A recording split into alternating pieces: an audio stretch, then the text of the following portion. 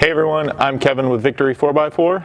In today's video, we're going to be installing our off-grid cargo floor platform in this 3rd gen 4Runner.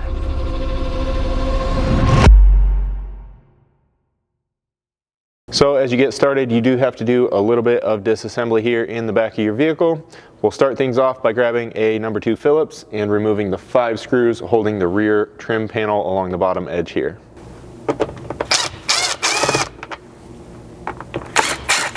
With the screws removed, you'll just grab the kind of forward edge of this and you can get your fingers under there and start lifting up and popping all the retaining fasteners free.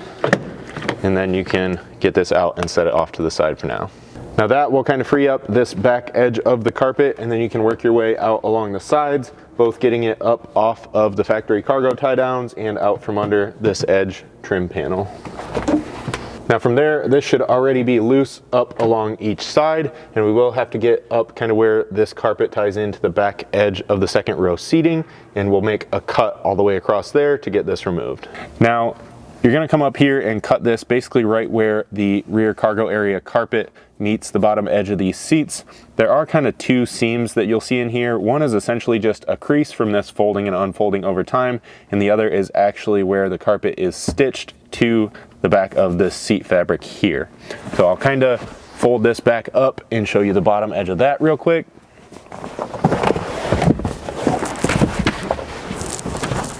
Looking at the back side of things with this all kind of folded up here, you can sort of come down to this bottom edge and see all the stitching where those 2 pieces actually meet. So you can come back here and kind of cut these stitches out individually and separate the 2 that way, or I'm going to actually roll this back out one time and show you kind of how I'm going to cut this stitching.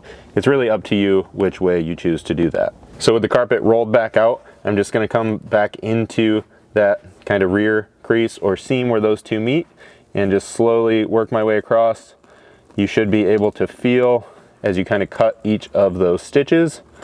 I'm just using an X-Acto knife or X-Acto blade, if you will, here. You could also just use a conventional razor blade or even just a sharp pocket knife should be able to get this done.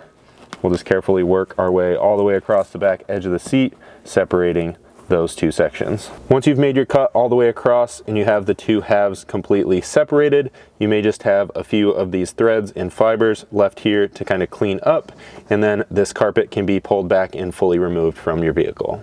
With the carpet out of the way, you should have this mat underneath as well, which you can go ahead and remove at this time. Now this would be the perfect time to come back in here and vacuum out and clean out all the potential years of dirt and debris that you might find under there, and then you can grab a 10mm socket to remove the 4 factory cargo tie downs in this cargo area. Now with those removed, you'll want to take those factory fasteners and reinstall them into those cargo tie down mounting holes just to prevent any water intrusion from underneath later on. So these are just something to fill those holes. You can then grab that rear trim panel that we removed at the start and reinstall it back here. From here we can get out on a cart or a bench and assemble our floor frame so that we can place it in here and lay out, mark, and drill our mounting holes. So right here I have the 5 main floor frame components. Basically it's your rear logo crossbar, your front crossbar and kind of mounting plate, and then your 3 front to rear bars. The way these are all labeled out, you've got 1, 2, 3, 4. You actually have 2 of the same part that are labeled 2, and those can all be identified by the last digit in the part number that's going to be cut out on each piece. Now the reason for those being kind of 2 number 2s is because they're identical parts that go out on the outside of this frame once everything's assembled there. So we'll get a few of these out of the way and show you how all 3 of these mount to this rear section. Now it really doesn't matter which one you start with, as they all bolt together the same way. I chose to start with number 3, which is going to be your center bar in here, just because it's the only one that's slightly different. It's got this small cutout here for hardware access later on when we're bolting this down inside of the vehicle. That, as well as the part number, will go toward the back of the vehicle and also therefore toward this logo crossbar. Basically, there's mounting holes on the back side of this for all 3 of these rails, and you're just going to be lining those up with the 2 mounting holes that you can kind of see here. Easiest way to access these once you have them lined up is to actually flip all of this over and install your hardware from the inside. To secure these together, you're going to use the 1/4 button head bolts in your bolt pack. You should have washers for each of these and then serrated flange nuts to go on the opposite side. It really doesn't matter which direction you install these as long as you can get a 5/32 hex of some sort on here, whether it be a conventional Allen wrench or a socket driver style.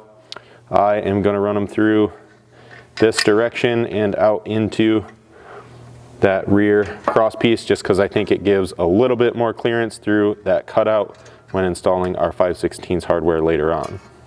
So with the way I ran these, a ball end Allen or hex helps out to kind of get your tool in here on the fasteners. And then I'm just going to kind of press these 2 down so they should wind up nice and even on what will be the top side once everything's tightened up. Then we'll go ahead and tighten both of these bolts. Once you flip this over, just kind of double check that those are relatively flush, and then you can install both of your outside rails in the exact same manner. Now this rear cross piece is going to consist of 2 parts that kind of come together to make somewhat of a U once installed. We're going to grab just the top section for now and get it bolted in. This is part number 4, and it's going to line up with the back edge of all 3 of these and have 2 mounting holes at each location, just like out on the other end. Now we flip this over just like before for ease of hardware access. Since this is kind of open on this end at this point, we're just going to run the bolts through this direction, which makes it nice and easy to tighten them up once we have all 6 started. And then we'll just be sure again to push these down tight to the work surface to kind of hold them square while we tighten them up.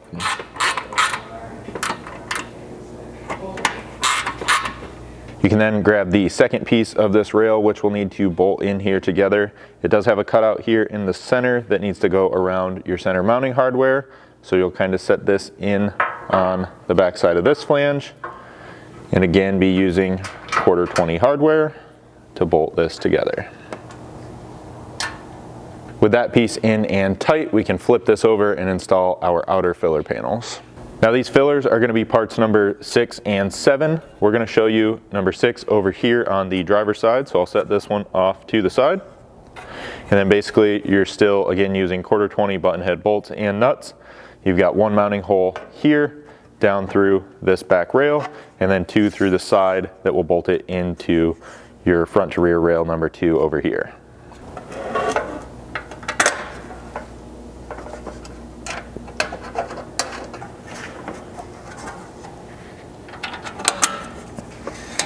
Again, as always, just make sure you get all 3 of these started before tightening anything up. On each of these outside fillers, the outside edge is going to have a small kind of recessed cutout shown here on the side. We provide this flexible edge trim to fill that location as well as kind of isolate it from the plastic paneling inside the truck. So you just need to make sure to kind of spread that out so that you can get it started on here. These ones I cut to length earlier on, but you will just have to cut this to fit this location with a good pair of scissors or a pair of side cuts should do the trick.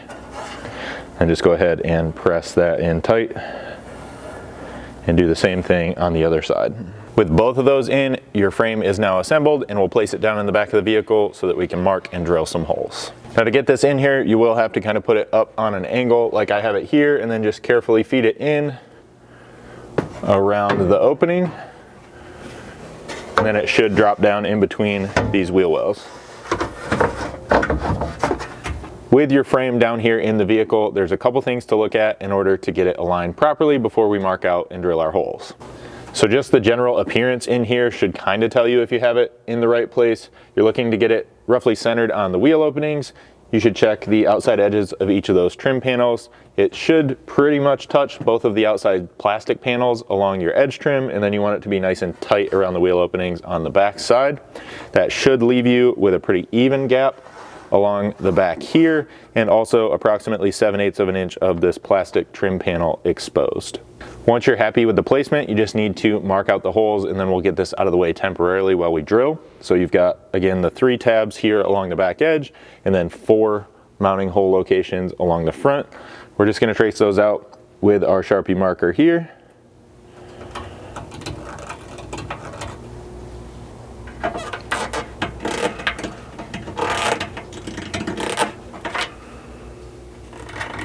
So with the floor out of the way, you can kind of see your marks. They should be somewhat oval shaped because of the oval shaped cutouts that you traced in your frame. You'll just want to come to the center of that oval and make a center punch mark at all of your mounting locations. Now ultimately we're trying to drill a 17/32 hole to accept the provided rivet nut inserts. We want to, of course, start small. So I've got an 1/8 inch pilot bit here that we'll start out with, and then just a series of drill bits we're going to use to work our way up to that final size.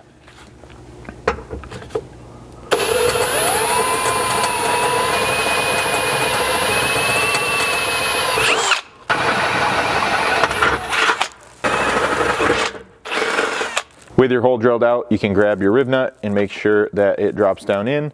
Ideally, you'll have a little bit of resistance as you get down in here with this, so if you have to kind of wiggle it a little bit or even tap on it gently, that is totally fine as long as it's not deforming the sheet metal around the hole. Then we'll go ahead and clean up our shaving mess and get these installed. Now, if you're already familiar with rivet nuts, that's great. You may already have a different type of tool to get them installed, but in the event that you don't, or this is the first time you're using them, we provide you the tool you see here. Typically these come assembled, but in the event that it's not, you've got a 5/16 bolt, 2 washers with an oversized nut that the bolt can kind of slip on here, and then the rivet nut itself that you'll thread on the bottom, kind of all the way up finger tight, and that's what you'll use to get this installed. Now you will want to have an 11/16 wrench to hold the nut here in the center. You can then drop that down into the hole, and you'll want a 1/2 inch socket to turn the bolt from the top side here. So kind of pressing down in, holding the wrench steady, we can start turning the bolt and start compressing that rivet nut.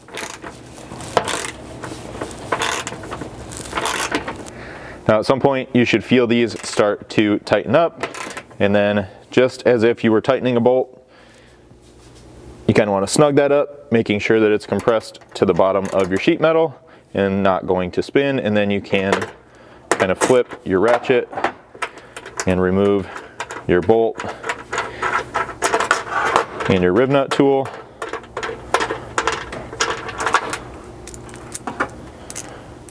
You can then reassemble this to move on to the next one, as well as give this a good visual inspection to make sure that it looks nice and compressed as well as even right here. Once you do get all 7 rivet nuts installed, you can drop your frame back into place and kind of start lining it up. You'll then need to have the larger button head bolts from your bolt pack along with washers. These are the 5/16 button heads that are going to go into your rivet nuts. And kind of like everything to this point, you want to get all of these started loosely before you tighten anything down. Once you do get all of those started, you have some slotted adjustability in all of your mounting locations, so you can make any minor adjustments you need to at this point, and then tighten those up with a 3/16 hex.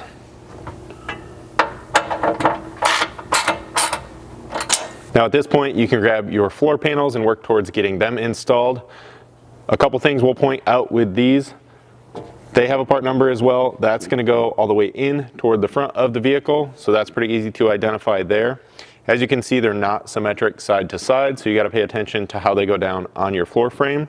The smaller kind of individual bolt holes that you can see here are going to go in toward the center, leaving the wider slots to go toward the outside of the vehicle and the outside of your frame.